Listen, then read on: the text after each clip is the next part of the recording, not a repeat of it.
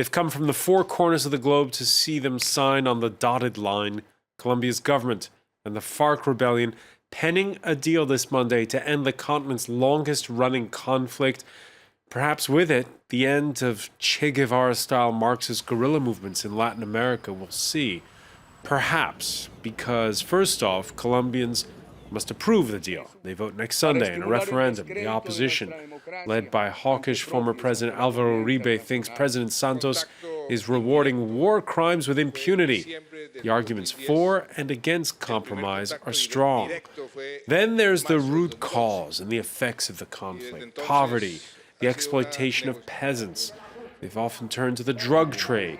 What's the plan on that score? How different for Colombia is 2016 from 1964 when it all began? Today in the France 24 debate, we're wondering if it really is peace at last. And with us, Marcela Herrera, Latin America analyst for risk consultants, Amarante International. Thank you for having me. Thank you for joining us. Thanks as well to Luis Rivera, who teaches at the French Political Science Institute, Sciences Po. You research drug policy in Latin America. Hello, yes. Good evening. Welcome to the show. Welcome to Mary Anastasio O'Grady of the Wall Street Journal's editorial board, who penned a column on this peace deal for the Journal. Thank you for being with us from New York City. Good afternoon, good evening. The France 24 debate, where you can join the conversation on Facebook and Twitter, the hashtag F24debate. Yes, it's all eyes on the Caribbean resort of Cartagena. Everyone from Spain's former king Juan Carlos to Cuban President Raul Castro, U.S. Secretary of State John Kerry, they're all on hand for the signing of a deal where witnesses will also include the victims, some of the victims of the 6-decade-old conflict, years of negotiating, resulting in a deal where the Farc lays down its weapons in exchange for some political and judicial guarantees. Rudaba Abbas spells it out for us. It's estimated 220,000 people died in the fighting and millions were displaced. The peace deal will be officially ratified on the 2nd of October, when Colombians vote on it in a referendum. Polls indicate that the public backs the terms of the agreement. The Farc will establish itself as a political party. It will temporarily be given 10 seats in Congress. Land reforms are also included. Loans worth millions of dollars will be used to finance basic services for impoverished rural communities. According to the terms of the ceasefire, up to 7,500 Farc fighters will move out of their jungle and mountain hideouts. They will surrender their arms in special zones set up by the United Nations, which is also helping to monitor the ceasefire.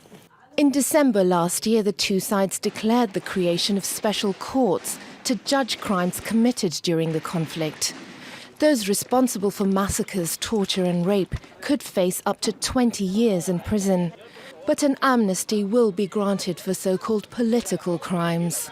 Farc has also agreed to stop drug production in areas that it controls. The Colombian government says it will assist farmers in earning a living if they stop producing illegal crops, such as coca, which is used for making cocaine. But many believe peace with Farc does not necessarily mean an end to violence in Colombia. Paramilitary troops are said to have already taken over some drug trafficking routes.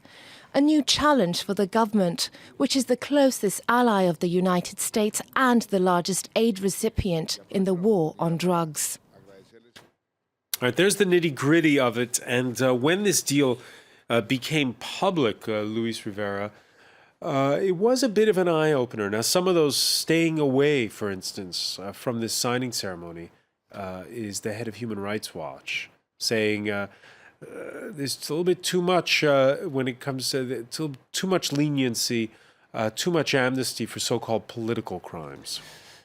That's a criticism of the process, actually, of the agreement. You can say that, but at the same time, you have to propose something for the Farc to really demobilize or really find something interesting in going to the civil way. So it's true that there is an amnesty, but not for crimes and crimes against humanity, not for human, I mean, rights violations. Either you will have reduction of the prison time, but you won't have. There will be a judgment and some justice, and the idea of all this judicial system is that the victims can have, like, there is true, and victims could have some reparation.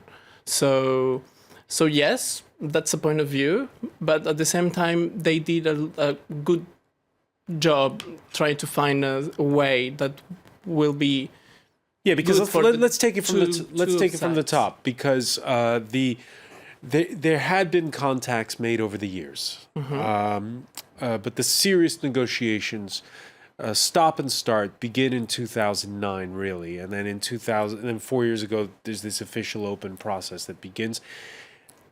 Do you think it's gone slower, faster than it should have, or what do you think? I think it's a good time. Probably it started in 2009, but it really started 4 years ago. And I think it took the time it was necessary for the negotiators to find an agreement, actually. I don't think you can have these kind of agreements like found in one day to another.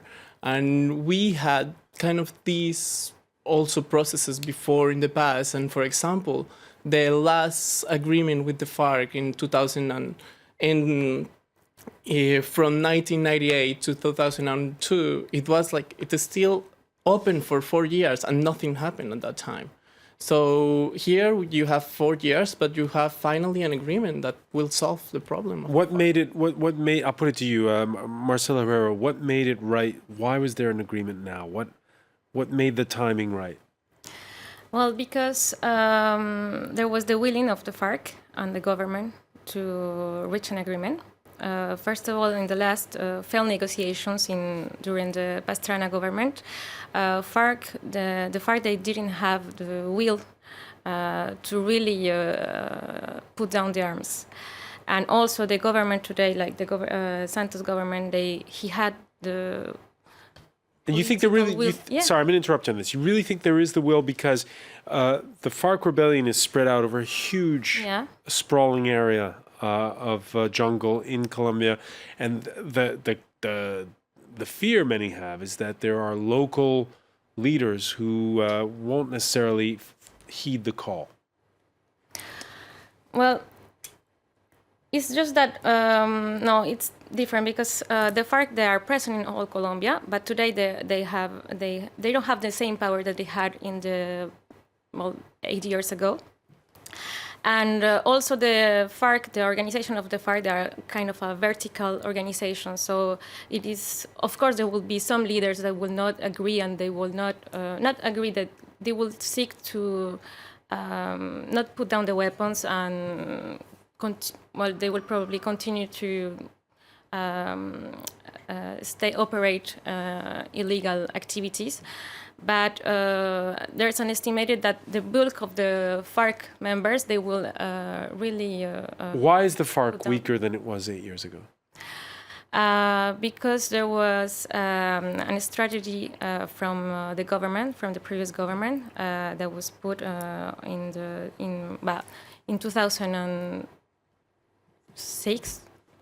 2002, sorry, to really crack down the Farc strongholds. That worked. This strategy was part of the Plan Colombia that helped from the United States, that helped the government and the... So fighting brought them to the table. Yes, yes. That's why that's the good moment to really negotiate, because they don't have the same power that they had 8 years ago. So they have an interest in really reaching a peace deal today.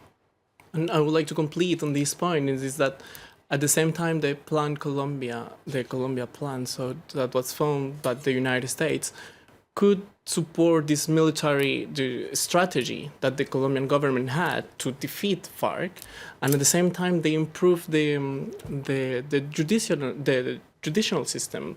And so nowadays this is why we can trust in this process and this agreement to bring a new kind of justice. Mary Anastasio Grady, so now we have a situation where The FARC is weaker and Colombia's institutions are stronger. Do you agree the timing was right for this historic deal?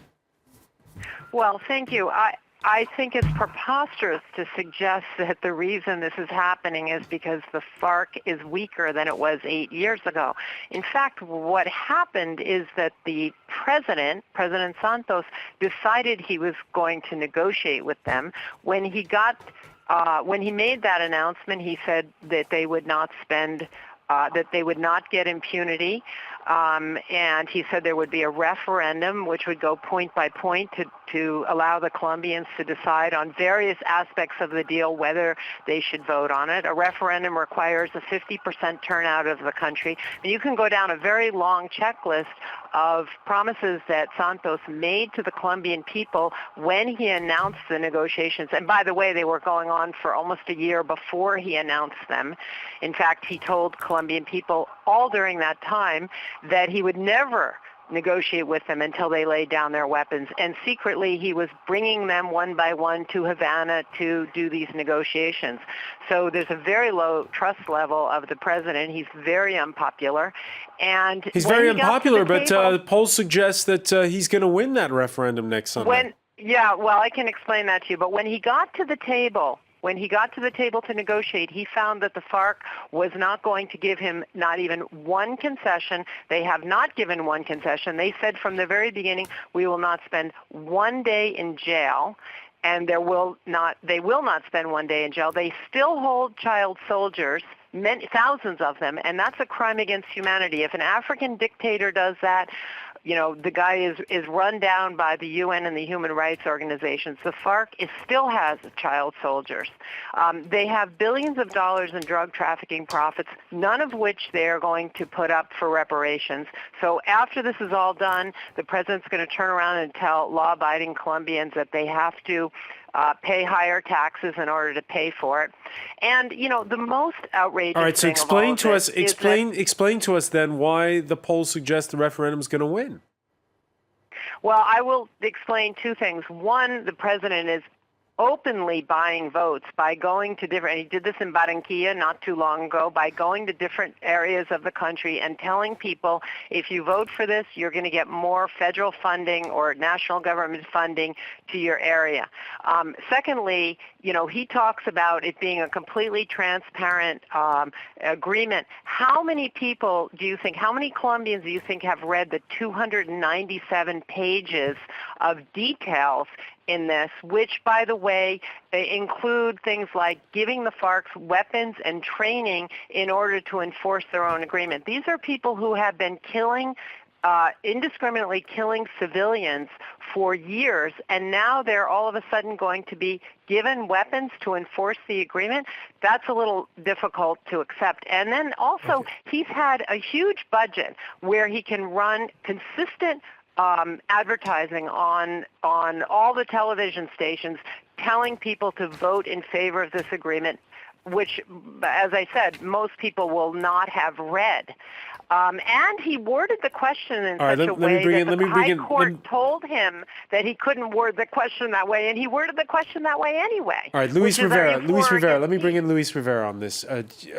Your response to this? I don't agree. I mean, with all these. Yes. Has the FARC given away nothing? I don't think so. I mean, what has the FARC given away?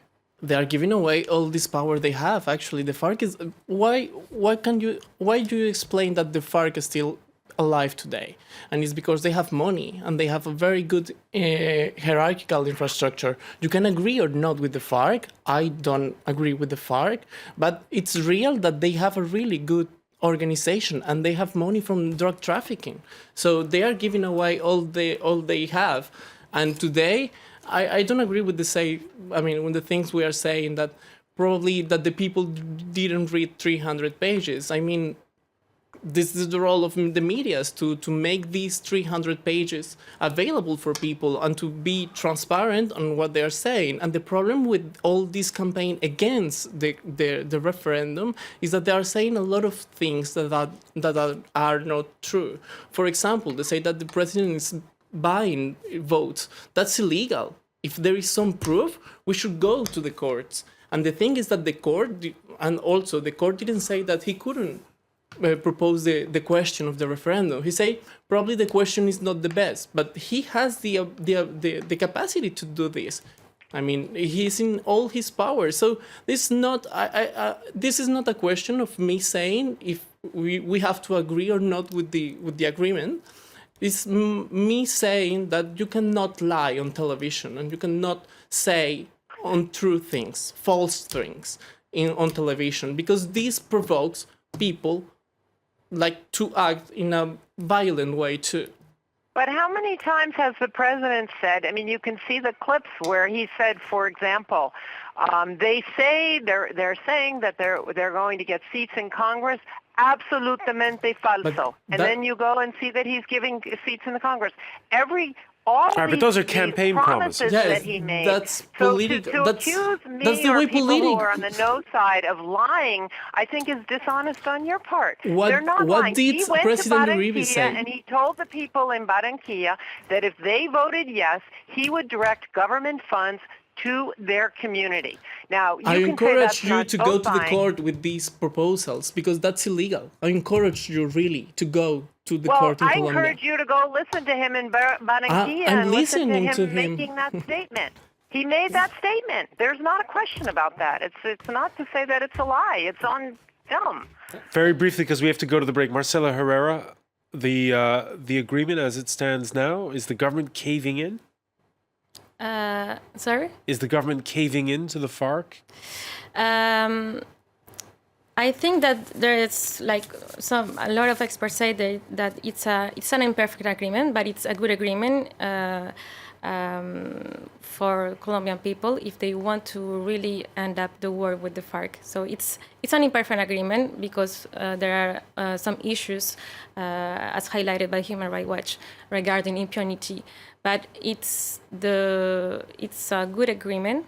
The least worst is what you're saying. We're going to pick up on this point when we come back. Stay with us. You're watching the France 24 debate.